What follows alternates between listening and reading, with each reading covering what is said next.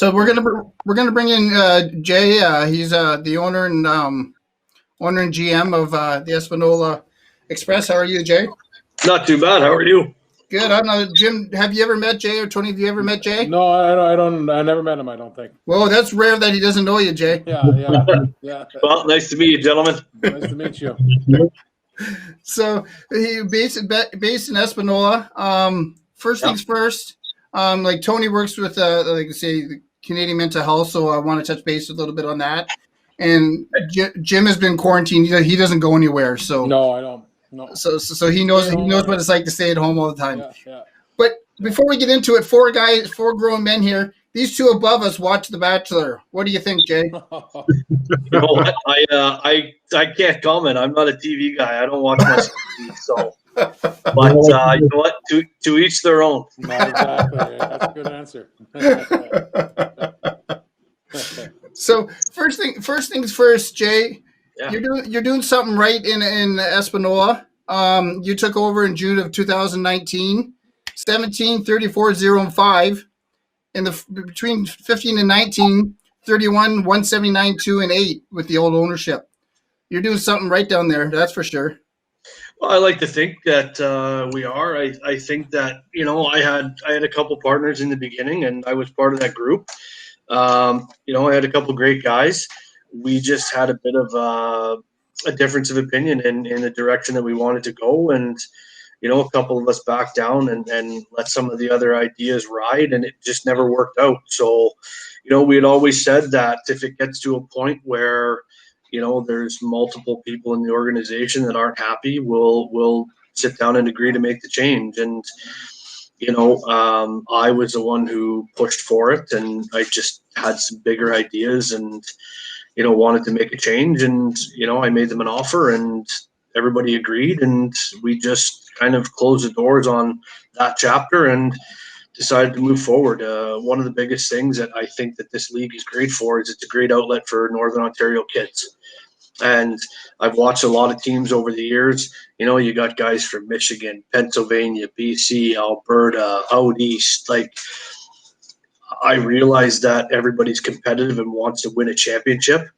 But at some point, I think we can be competitive with kids that are in our own backyard and still have success and do the same thing as long as we're developing properly.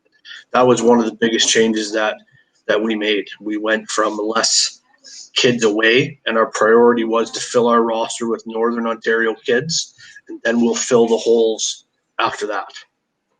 And Jim, we talk about it, both you and Bono, both coach, like I say, at the minor level when it comes to SaberCats and everything. Jay has 9 OHL picks on his roster. That's saying something about Northern Ontario and the sports up here, doesn't it, Jim and Tony? Yeah, that's very impressive. Very, very impressive. But I think that also has to do with your recruiting. So can you talk a little bit about, I mean, you don't get 9 OHL draft picks just by luck. So, you know, what can you talk a little bit about the recruiting and about kind of like the scouting and the direction that you took that area of the team? Sorry to interrupt. It's not Boyer and Vresk, though, who's doing all that, though, right? They've had a contribution, into our success. You know what, everybody. I've tried to surround myself with guys that have the same goals as us for a program.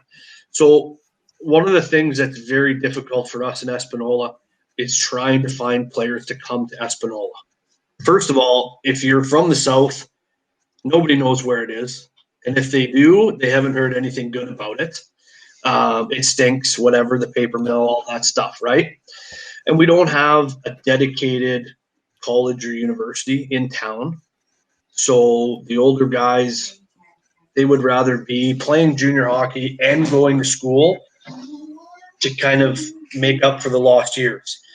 And I found that some of the players that we were getting, they just wanted to have the title of being a junior A player. They weren't dedicated to the program. They weren't dedicated to team success, which in turn is going to allow them to have individual success. They just didn't buy into the formula.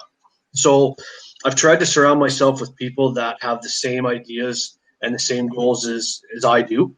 And one of the biggest things for us is finding the kids that were bubble kids. So you have an opportunity to possibly make your OHL team, depending on how well and what kind of success you have here.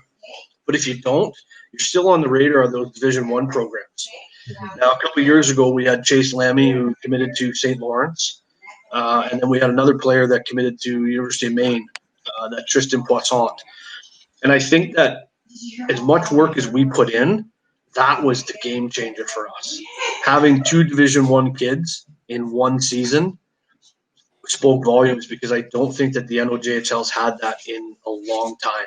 And that's really what we did. So we started targeting those guys that, are bubble OHL, and, maybe they're going to play in a role that's a bottom 6. And sometimes you're just not the type of guy that can play a bottom 6 role.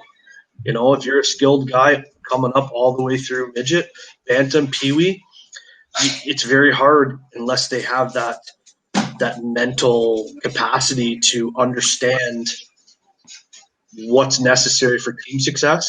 Most of them just want to put up points and be an individual. So you can't take a guy who's been a 20, 30 goal scorer all his life and expect him to just play a checking role. So, we've just tried to find those guys and find a good mix, guys that understand the role and how every piece plays an integral part to the success of the program on the ice. So I just want to touch base on something. I'm curious your thoughts on this. So you talked about how you've been getting a lot of these fringe guys, right? And, obviously there's that rule with the Ontario Hockey League that if a kid plays one exhibition game, I believe they're ineligible. What's your stance on that?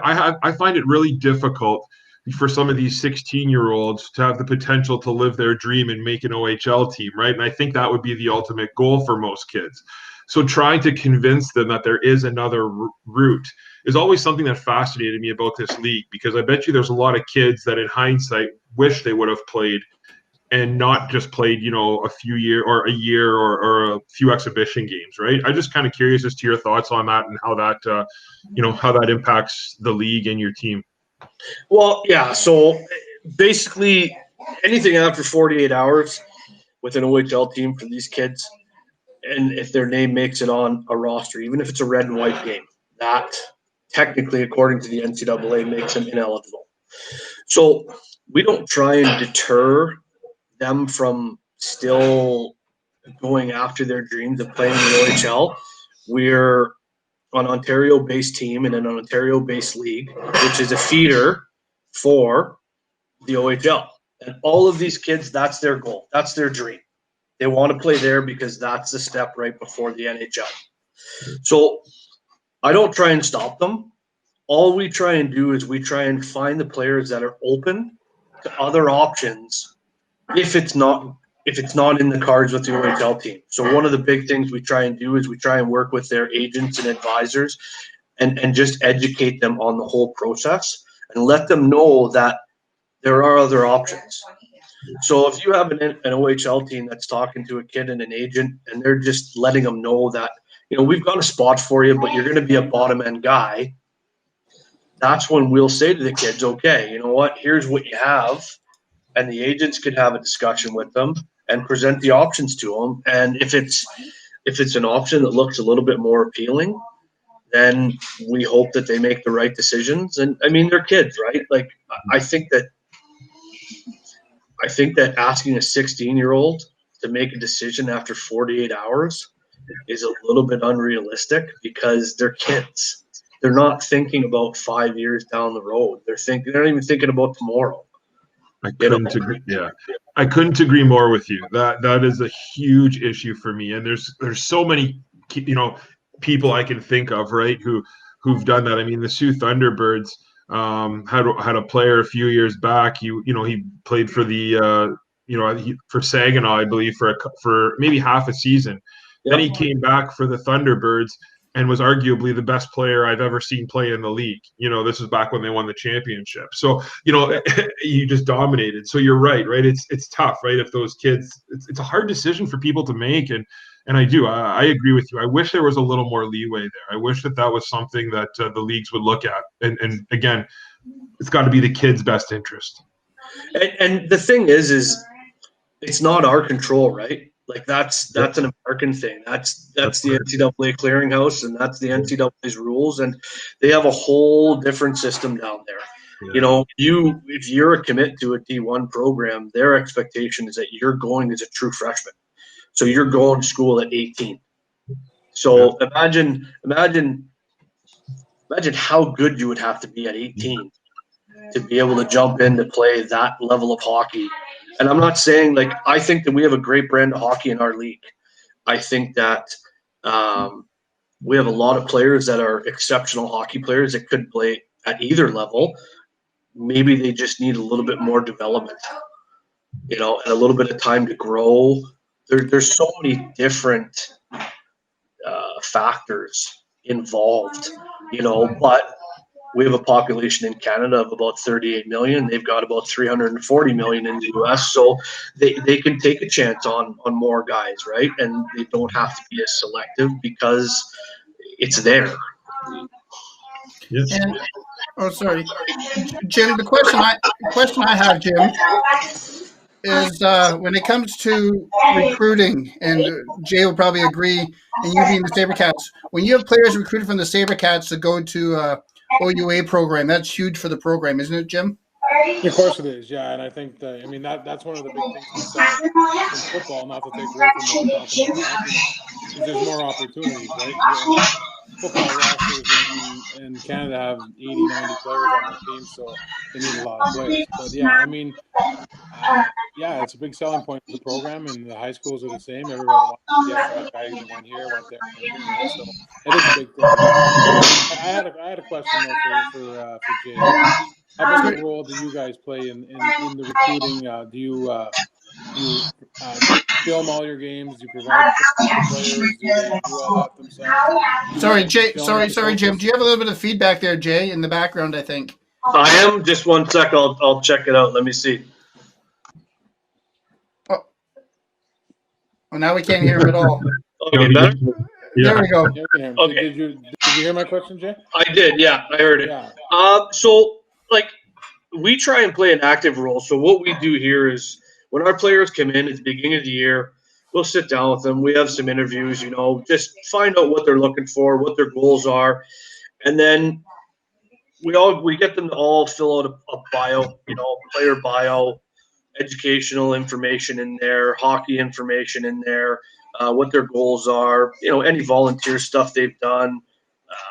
And then we get them to do some research on the program because after us, we want them to go to the next level, but I don't want them to go to the next level just for the sport. You got to select a university that has your program, because if things don't work out after that, at least you have the degree that you wanted to fall back on. So once they've selected that, we actively reach out. So basically every Monday morning, I'll go on. So we have Hockey TV. All of our games are broadcast on Hockey. Which, yeah, so they're all Hockey TV. Guys can go on there, get their membership. They can view all the games. We cut a lot of film and send it on behalf of the players to the schools.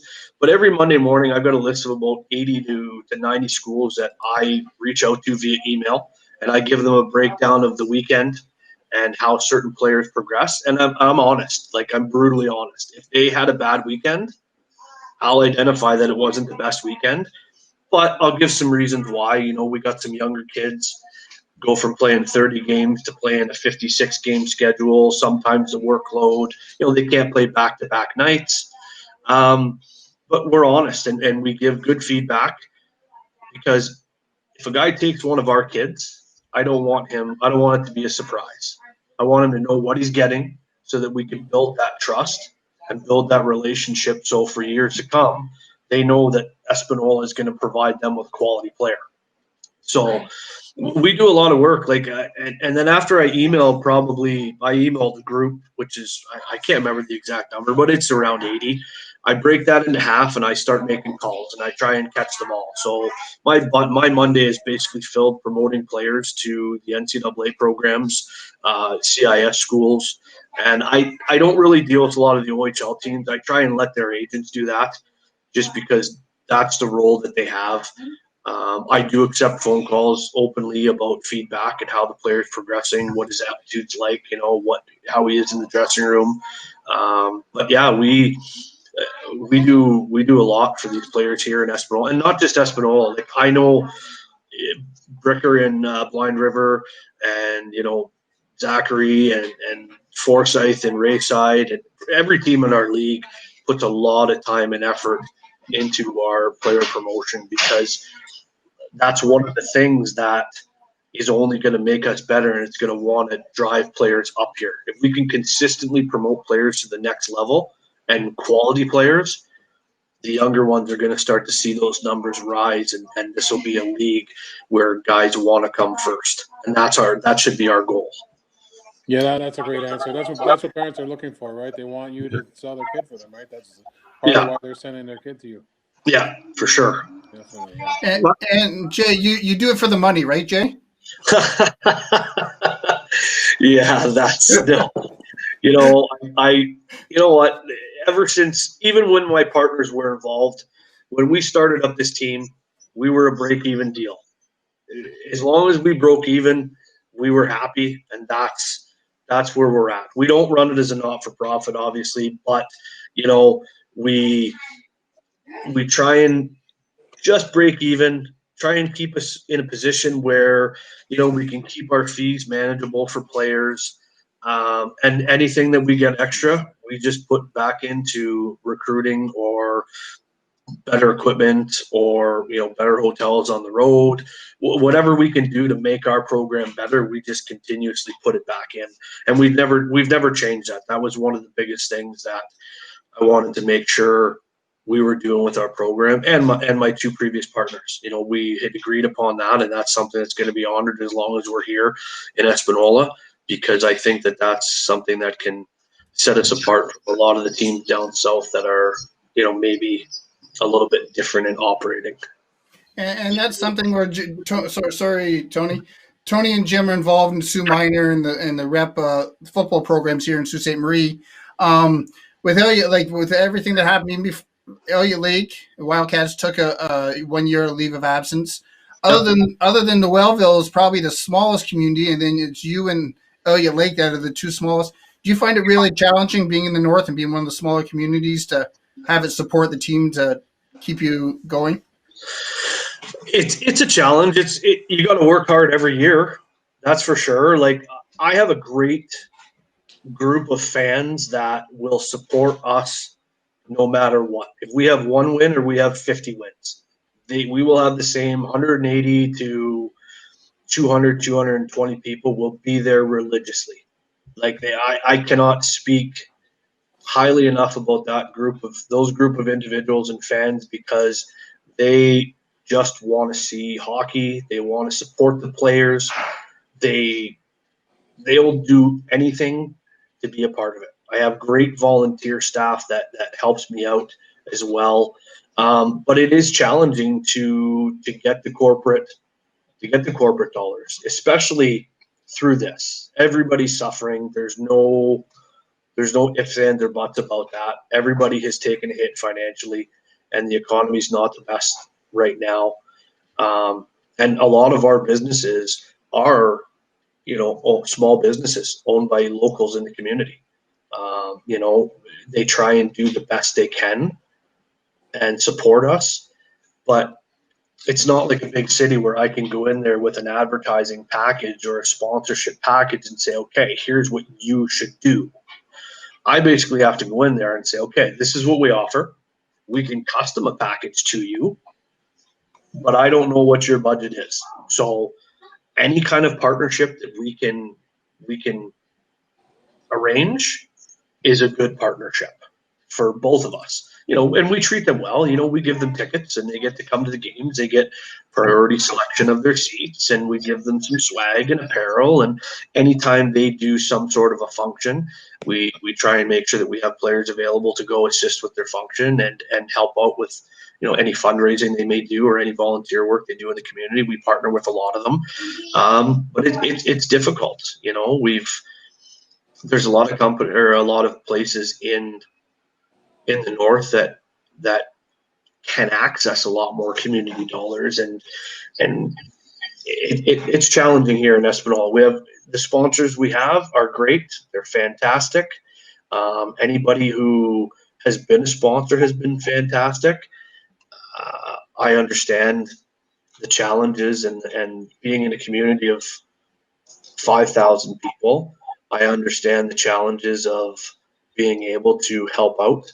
So we do our best. I mean, we pound the pavement, and I put in probably just as much time here doing that as I do working at the steel plant. So, and for the guy they don't know, he drives back and forth from Espanola to the steel plant, guys. Yeah. Wow, good for you. Yeah. So, we only have a couple more minutes here, but I definitely wanted to ask you this quickly too. So, your coaching staff, Brent Hughes, Sean Dubois, Don. I noticed that you have a pretty good variety there. Just talk a little bit about what each of them bring to the table, the job that they're doing, and just overall how you think the whole staff is doing right now. You know what? I'm happy with my staff. I mean, I'll save Husey for last. But I mean, Don's been with us since the beginning. So 6 years now. Don, local community guy, does a little bit of work on the side to help the guys get some exposure to the schools. He's our trainer. He's a billet. He's a volunteer in any way that he can be. His wife tries to support and get involved as much as she can as well. And then I got a guy by the name of Jeff Panamek who drives from Chaging on the island, comes every night for practice. He's at every game. There's no questions asked. He's my equipment guy. There is nothing that is not attended to by him. And for very little. You can't make a career out of this, and we try and compensate accordingly and the best that we can for these guys for their time, because it's very, very valuable to us. But I think one of the things that sets us apart from some other organizations is that these guys are passionate about it. They really enjoy what we're doing here, and they enjoy being a part of the group. Same with Sean Dubois. I mean, Sean Dubois has been in Espanola for quite a few years, and he is very familiar with this league. Sean had a couple of very, very successful years with Elliott Lake in this league, and I think that's one of the biggest things that has allowed him for some success. He's familiar with the league. He's familiar with the communities. He's got a couple young boys that play. So playing in this league from back then to what it's transitioned to now, he's had a really good grasp at that. And then Brent Hughes, I can't really say enough about Brent. The time and the dedication and the preparation that he puts into just a practice, let alone the season, is crazy. He does video, and he spends probably 8 hours a day clipping video from NHL games to our games to opposing teams' games, power play, penalty kill, neutral zone, defensive zone, anything. It's there, and it's done daily. We practice twice a day, 4 days a week. We play. I mean, I think that he's coaching below his level, to be honest with you. But he enjoys it. He's trying to keep his resume going, and I think that we got a great staff here. I can't, right from my photographer to the support that my wife and family gives me, and the support that all the other families give us, we got a great crew here. So it makes it a lot easier on the day to day. Awesome. And Jay, the last thing I'll bring up is, because we're not playing right now, like you say, these guys are going to get going soon because they got the Bachelor at 8 o'clock, about 3 minutes. Time's ticking down. 3 minutes. Yeah. 3 minutes. But I'll make sure we have you back on when hopefully the season gets back, and we'll talk more, and we'll talk more about the NOJHL and the Espanola. Yeah, for sure. I appreciate it. Thank you very much. Have a good night, fellas. Thanks, Jay. Nice meeting you. You too. Take care. Bye.